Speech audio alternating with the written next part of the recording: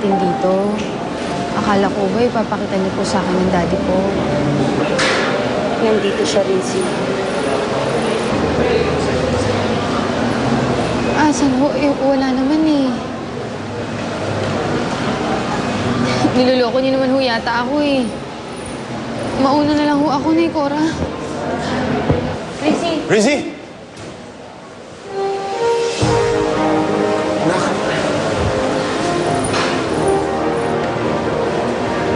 Rizzy?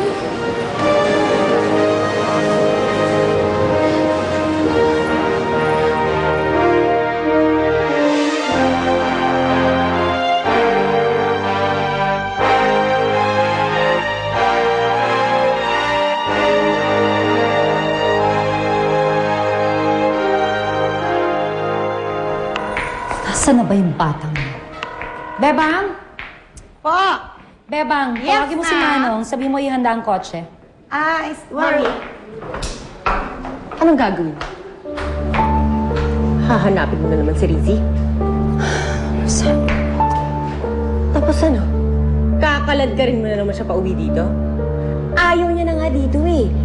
Bakit hindi mo pa makita yun? Saan? Namumblema tayo sa kapatid mo, kaya ako siya hinahanap. Puro na lang Rizzy. Rizzy ng Rizzy. Wala ka ng ibang inisip kundi si Rizzy! Rosan,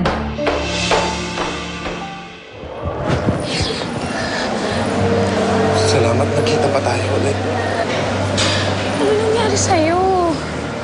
Anong ginagawa niyo dito? Akala ko ba, alam mo na nakakulong ako dito. Eh, sabi pa nga sa akin, galit na galit ka sa akin.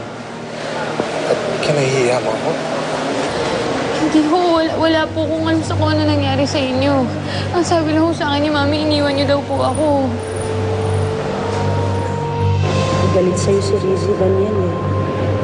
Kahit anong gawin mo, hindi mo na mababago yun.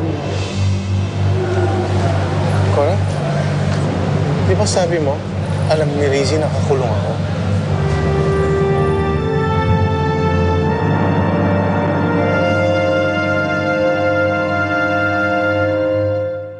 Katrina, walang kwenta yung gulo niyo. Mas matindi ngayon ang away nila ng nanay niya. Rizzy, galing na ako sa labas, hinahanap kita. Saan ka ba nagpunta? Nasaan ang daddy ko? Alam ko na nasa kulungan siya pero hindi mo sinabi sa akin. Nay? Ba't ang dami ng pera? Saan galing mga perang yan? Kahit mag-antay ka rito, kahit pa dugo na lumabas sa luha mo, hindi na babalik si Rizzy. Tatanggapin ko na lang na wala na siya! Kayo'y naging bahagi ng maaalab na eksena